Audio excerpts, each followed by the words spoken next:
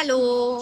आज फ्रायडे आहे आणि आज आम्ही कुठेच नाही गेलोय, तर आम्ही घरीच आहे ऑफिसवरून आल्यानंतर.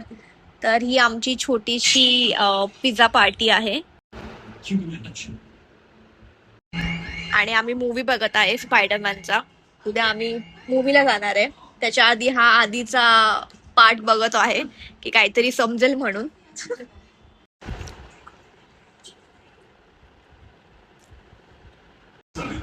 तर आम्ही हा पिझ्झा 144 बनवून ऑर्डर केला आहे. नाव काय या पिझ्झाचं? Chicken pesto. कोणता? Chicken pesto. हा, तर तुम्ही ट्राय करू शकता, खूप मस्त लागतोय.